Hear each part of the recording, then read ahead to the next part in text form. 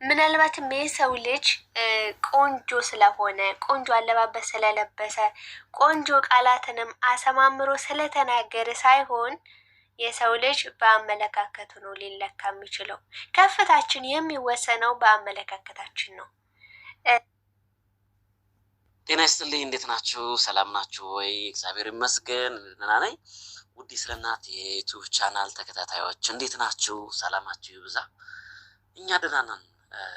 እንግዲህ እግዚአብሔር ይመስገን ኢትዮጵያን ሰላም ያደርጋት። እስኪ ዛሬ በአንድ ታይትል ዲስከስ እናደርጋለን ወይም እንወያያለን ማለት ነው። አጠር ምጥን ያለ ነው። ለእናንተ ከጆሮ የሚገባ ከልብ የሚያድር ነገር ነው። በእርግጠኝነት ጆሮ ሰታችሁ ይችን ነገር ከሰማችኋት ለእናንተ የሆነ ለውጥ ያመጣል ብለን የምናስበውን ነገር ነው እኛ በደንብ ፕሮዲውስ አድርገን ለእናንተ ዲሞንስትሬት ለማድረግ ወይም ለማቅረብ የወሰነውና ዛሬ ይዘንላችሁ የመጣና አንድ አስፈላጊ ለህይወት አስፈላጊ የሚባል ርዕስ ነው። ከፍታህን የሚወስነው አመለካከትህ ነው ትላለች ስለናት። ከፍታህን የሚወስነው አመለካከትህ ነው ወይም የኛን ዘ ፖይንት የምንለው ወይም የመጨረሻ ዘ ኢንድ ሪዛልት ብለን ያስቀመጥነው ኦብጀክቲቭ ወይም አላማችን ወይም ያን ከፍታ ጨመርና የምንለው ከፍታ የሚወስንልና ለመውደቃችንን ፌል ለማድረግ ወይም ኢንክሪዝ ወይም ዲክሪዝ ለማድረግ ትልቁ ተጠያቂ የሚሆነው ማን ነው? አመለካከትን ወይም it is your attitude ነው የምትለና ያለሽ እሷ ማለት ነው። አመለካከትህ ነው እያለሽና ነው። ልክ ነው። አሁን ከዚህ ላይ አይታችሁ ከሆነ በጣም ብዙ ጊዜ በህይወታችን ላይ ዋጋ እያስከፈለን ያለው ነገር ቢኖር የአመለካከታችን ችግር ነው። የአመለካከት ፖዚሽን ነው። ይሄ አቲቲዩድ ፖዚሽን የሚባለው መጣመም ወይም ዳይሬክሽኑን መሳት ማለት ነው። አመለካከታችን የተዛባ ከሆነ ከፍታችን መድረስ አንችልም። በቃ የመጀመሪያው መቀየር ያለብን አእምሯችን ነው። የምናስበው ነገር ማይንዳችን ላይ ያለው እዚህ ጭንቅላታችን ላይ ያለው ነገር ምን ያክል ዝግጁ ነው? ምን ያክል ተቀይሯል? ያ ነው በደንብ መሞረድ ያለበት ብዬ አስባለሁ። እንደኔ እንዲያውም ብዙ ጊዜ አይታችሁ ከሆነ ለምንድን ነው እንደዚህ የማትቀይረው? ለምንድን ነው እንደዚህ ምናምን ብለው ሰው ሲጠይቁ ለምን እንዴት ፌል ሲያደርግ እንዴት አቋምክ እንዴት ተስፋ ቆረጥክ ምናምን ተብሎ ይጠይቃሉ። እኛም ህይወት ያጋጥመናልና ምክንያት ነው የሚደረድሩ። እኔ እኮ አፍታም ቤተሰብ ቢኖረኝ ኖሮ፣ እኔ እኮ የሚያስተምረኝ ሰው ቢያገኝ ኖሮ፣ እኔ እኮ ጤና የሚጥርልኝ ሰው ባገኝ ኖሮ አከፍታ ይደርስ ነበር። አሰብኩት ኦብጀክቲቭ አኮምፕሊሽድ ማድረግ ይችል ነበር ወይም ማሳካት ይችል ነበር ይላሉ ማለት ነው። በጣም ብዙ ጊዜ ሰበብ እናበዛለን። ግን ያን ሰበብ እንዲበዛ ያን ሰበብ አሜን ብለን እንድንቀበል ወይም አክሴፕት እንድናደርገው ያደረገን ምንድነው ብላችሁ ብትጠይቁ የአመለካከታችን ችግር ነው። የምልከታ የእይታ ችግር ነው። በቃ ወደ ከፍታችን በተራመድን ቁጥር ቢሊቭ ኦር ኖት ብታምኑ ባታምኑ የሆነ ቻሌንጅ አለ። የሆነ ፈተና ያጋጥመናል። ያን መጋፈጥ አለብን። ከወዲሁ መቀበል አለብን። አክሴፕት ማድረግ አለብን። እሺ ይህን የምንቀበለው እንዴት ነው ካለ ደግሞ አመለካከታችን ሲቀየር የሚቀበልልን። በቃ ሁልጊዜ የሚሆን ከፍታ ላይ ልንወጣ ስንል በጣም ብዙ ቻሌንጆች እንዳሉ ከወዲሁ ለአእምሯችን መናገር አለብን። ያ ማለት አመለካከታችን ተቀየረ ማለት ነው። አመለካከታችን ተቀየረ ማለት ደግሞ የፈለገ ቢሆን የፈለገ ቻሌንጅ ቢመጣ እዛ ከፍታችን መድረስ እንችላለን። የነፈሰ ሁሉ ሊያወዛውዘን አይችልም። ለምን? ምልከታችን እይታችን የኛ ቪው ፖይንት ኢንዲቴል ስለሆነ ማለት ነው። የአመለካከት ችግር ያለባቸው ሰዎች ለራሳቸው ብቻ አይደለም ሰውም ይነቅፋሉ።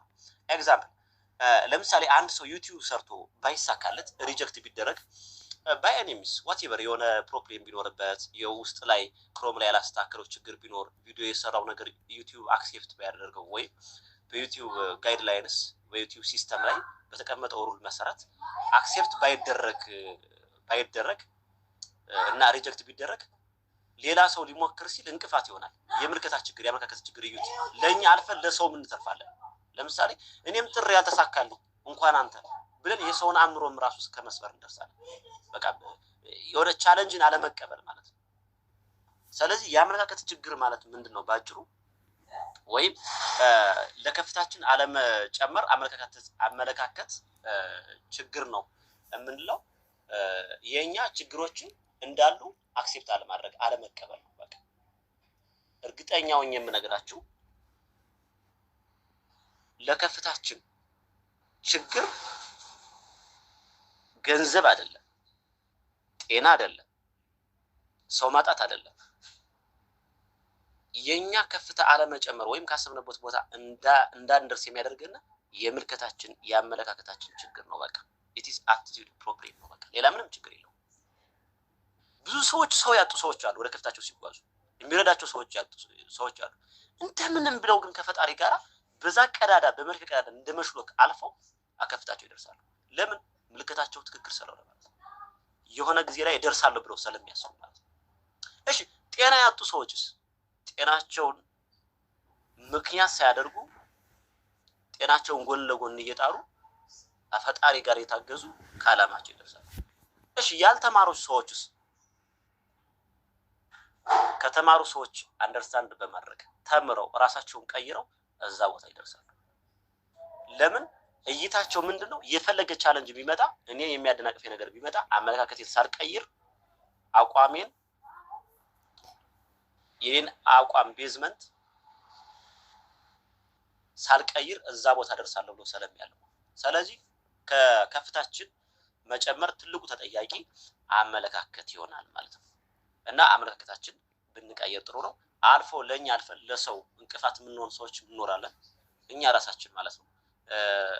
የአመለካከት ችግር እንዴ በጣም እሱ አይሳካለትም ሰው መተቸት፣ ምክንያት ማብዛት፣ ሰበብ ማብዛት፣ እኛ በሄድንበት መንገድ ሰው ሁሉ የሚሄድ ይመስለናል። እንዴ ለምሳሌ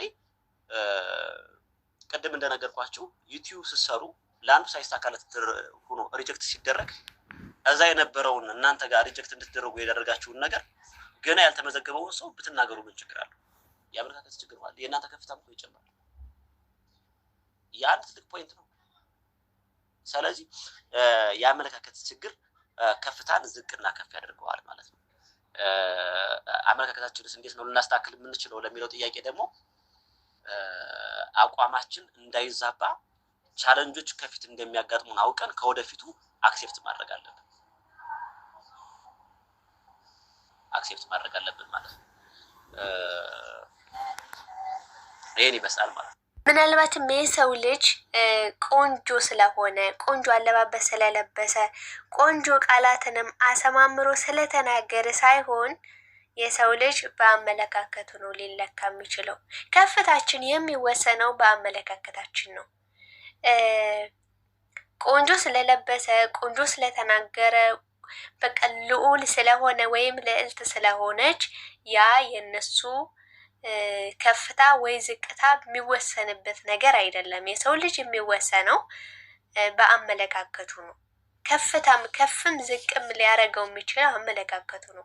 እንግዲህ ባልሆነ አመለካከት የተወጠሩ ሰዎችን ምን ያህል አዘቅት ውስጥ እየጣሉን ምን ያህል ወደኋላ እያስቀረን እንደሆነ ሁላችንም የምናየው የምንገምተው ነገር ነው። ሰላም ጤና ይስጥልኝ ውድና የተከበራችሁ የቻናሌ ቤተሰቦች እንዴት ናችሁ? ቤተሰብ ሁሉ ሰላም ነው? እግዚአብሔር ይመስገን እኔ በጣም ደህና ነኝ። ዛሬ ደግሞ በአዲስ ቪዲዮ መጥቻለሁ። ከፍታችን የሚወሰነው በአመለካከታችን ነው የሚል በአዲስ ርዕስ መጥቻለሁ ማለት ነው። ሁላችሁም ላይክ፣ ሰብስክራይብ፣ ሼር በማድረግ ይሄን ቪዲዮ ጀምሮ ይሄ ውብና የሚያምር ቦታ እያሳየዋችሁ ስለ አመለካከት እናወራለን። ስላለን አመለካከት ስለ ሰዎች የምንሰጠው ግምት ስለዚህ እንወያያለን ማለት ነው። ላይክ እያደረጋችሁ ቤተሰብ የምትችሉ ሼር ማድረግ እንዳትረሱ። ከፍታችን የሚወሰነው በአመለካከታችን ነው። ቤተሰብ ተራርታችሁኛል። አሁን አንድ ሰው ቆንጆ ስለለበሰ ወይም ቆንጆ ስለለበሰች መልኳ በጣም የሚያምርና ልዕልት የሆነች ወይም ልዑል የሆነ ሰው አይተን የነሱ አመለካከት ያ የነሱ ይሄ ቁንጅና ውጫዊ ቁንጅና ምንለው ቁንጅና ብለን የምንጠራው የፈለገ ልዑል ይሁን የፈለገ ምንም የሚሆን ብለን የምንጠራው ይሄ የሰዎችን ከፍታ ወይ የሚወስን ነገር አይደለም። የሰዎችን ከፍታ የሚወስን አይደለም። ግን በተለምዶ በእኛ አገር በኢትዮጵያም ብሎም የምንሰማው ነገር የሚመስለንም ማለት ነው። የሰው ልጅ በአመለካከቱ ሳይሆን በአለባበሱ አይቶ ሰው የሆነ ሰው አይቶ አለባበሱ ፕሮቶኮሉን በጣም የጠበቀ ከሆነ የሚያምር ልብስ ለብሶ ከሆነ ወይ ቆንጆ ወይ ልዑል ከሆነ ካየ ነው ያን ሰው ከፍ ያለ ወንበር ይሰጠዋል ማለት ነው። ከፍ ይደረጋል ማለት ነው። የሰው ልጅ በተፈጥሮ ከፍ እንዲል ነው የተፈጠረው። ባህሪያው በአምሳሉ ነው የተፈጠረው። ከፍ ማለት አለበት። ነገር ግን ከፍም ዝቅም ሊያደርግ የሚችል ነገር አንድ ነገር አለ። እሱም ምንድን ነው? አመለካከት ነው። እና ሰዎችም እንደዚህ አይተን ውጫዊ ነገራቸውን አይተን መገመት ከፍም ዝቅም የማድረግ ሞራል ሊኖረን አይገባም። ዛሬ ያ ባይሆን ኑሮ አገራችን ይህ ሁሉ ትርምስምስ አመለካከታችን ለሰዎች የምንሰጠው ግምት አንድ ሰው እኮ አናውቀውም አንጠይቀውም አይደለ? ግን የሆነ ቃል አሰማምሮ ሲናገር ካየን ወይም ደግሞ በተለያየ ሲቹዌሽን ላይ ሆኖ መጥፎ ቃል የሚሆን የተለያየ ቃላት የሚሆን ሲናገር ከሰማ ነው ያን ሰው አመለካከቱ እንደዚህ ነው ብለን ወይ እናወርደዋለን ወይ እንሰቅለዋለን። ግን ቀርበን የተረዳነው ሰው የለም። አንድ ታሪክ ልንገራችሁና ወደ ሀሳብ ይሄዳለሁ ማለት ነው። ለሕፃን ቀይ፣ ቢጫ፣ ሰማያዊ፣ አረንጓዴ ፉኛዎችንም ከሌሎች ቀለማትም ጋር በማሰባጠርም በተገቢ ዋጋ እየተሸጠ የሚተዳደርም አንድ ግለሰብ ነበረ። ሰውየውም ንግዱ ቀዝቀዝ ሲልበት አንድ ብሌን ሄሊየም ጋዝም በመሙላት ወደ ሰማይም ይለቀዋል። ሕፃኑም ተመሳሳይ ቀለም ባሉት እንዲኖራቸውም እርሱ ዘንድ መጥቶ ይገዙታል። ያን ጊዜም ገበያው ተመልሶ ሞቅ ሞቅ ይልለታል። አንድ ቀን ባሎን ሻጩም ልብሶቹን ከኋላው ጎትቶ ሲዞርም ከጀርባውም ቆሞ የነበረው ሕፃኑ ልጅም ለመሆኑ ጥቁር ባሎን እንደ ሌሎቹ አየር ላይ መንሳፈፍ ይችላልን? ብሎ ጠየቀው። ነጋዴውም በሕፃኑ ጥያቄ ሳቅ ብሎ ልጄ የማንኛውም ባሎን መንሳፈፍ አለመሳፈፍ የሚወስነው ባሎኑ ቀለም ሳይሆን በውስጡ ባለው አየር ላይ ነው ሲልም ያስረዳዋል።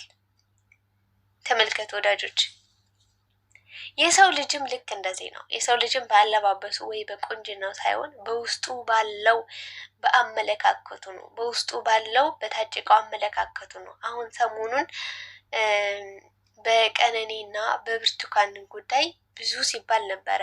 እንግዲህ አንዳንድ በቀነኒ ጉዳይ ትንሽ ልበልና አሁን በቀነኒ ግማሹ ሕዝብ ወደ ቀነኒ ሆኖ ፍትህ ለቀነኒ ይላል፣ ግማሹ ደግሞ ከገዳይ ጎን ቆሞ ፍትህ እያለ ይጨዋል። ይሄ ምንን ያመለክታል ይመስላችኋል?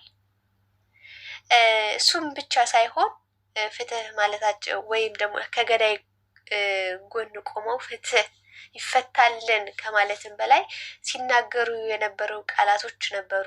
እንኳን ገደለ እሰይ ቢገድልም ደግሞ ፍትህ እንጠይቃለን ፍትህ ሲሉ ነበረ። ይሄ አመለካከታችን ምንን ያመለክታል ይመስላችኋል? ይሄ ውስጣችን ያካበት ነው ማንነት አይመስላችሁም? ይሄ አመለካከታችን የዘቀጠ የወደቀ አመለካከት ነው። አሁን ያ ሰው ይሄ የተናገረው ሰው እንግዲህ እኔ የሰማሁት ቲክቶክ ላይ ነው። ይህን የተናገረው ሰው እንግዲህ በቃል ነው አይደል? እኛ የምናውቀው ቃሉን ነው፣ እኛ የሰማነው ቃሉን ነው አይደል? ግን ይሄ ሰው በሆነ አጋጣሚ ከአጠገቤ ቆሞ የሚያምር አለባበስ የሚያምር በቃ ፕሮቶኮሉን ጠብቆ ብናየው ለዚህ ሰው ምን አይነት ግምት እንሰጠው ይሆን? የእውነት እየተሰጠ ያለው ነገር እና እየሆንን ያለነው ነገር በጣም የሰማይና የምድር ያህል ነው የሚራራቀው። ሰዎችን በአስተሳሰባቸው ከመረዳት በአስተሳሰባቸው ከማወቅ ይልቅ አንዳንዴ የቃል ጋጋታ አስተሳሰባችንን ሊገምትልን አይችልም። የቃል ጋጋታ ቃል አሰማምረው ምናምን የሚናገሩ ሰዎች ዋው አመለካከቱ ምናምን ሊባልለት አይችልም። ይሄን ልላችሁ የፈለኩበት ምክንያት ደግሞ ምንድን ነው? በጣም ቆንጆ ተናጋሪ በጣም ምሁር ነው የምንለው ሰው ቆንጆ ይናገራል፣ በጣም በቃ ቆንጆ ያስባል ምናምን ነገር ግን ተግባርና ስራ ላይ የለም። ተረታችኛል። ተግባርና ስራ ላይ የለም። ብዙ ሰዎች አሁን ዋው ብለን በቃ ያሻግሩናል። በቃ ሙሴ መጣውን ለምሳሌ ዶክተር አብይ ሲመጣ ሙሴ መጣልን፣ በቃ ከበሩ ተመታ፣ ምን አለ መጨረሻው ምን ሆነ? ሞት፣ መገደል፣ መፈናቀል፣ መኖር አለመቻል እና ሰው ቆንጆ ስለተናገረም ብቻ አመለካከቱ ከፍታ ላይ ሊሰቅለው አይችልም።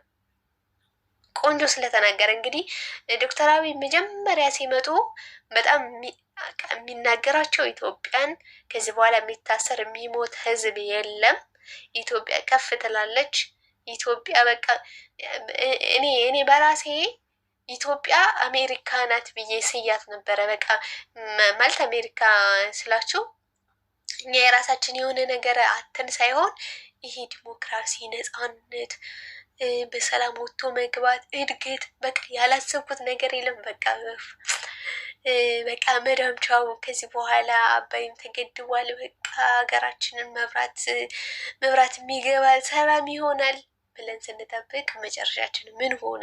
ጭራሽ ሀገር እንዳንገባ እየተሳቀቅን ለቤተሰቦቻችን እንኳን እየሰጋን ምን ያህል በሰቀቃን እንዳለን ሁላችንም እናውቀዋለን። እና ይህን ልላችሁ የቻልኩት ምንድን ነው፣ የሰው ልጅም ቃላት አሰማምሮ ስለተናገረ የሚያምር ቆንጆ ቃላትን ስለተናገረ ብቻ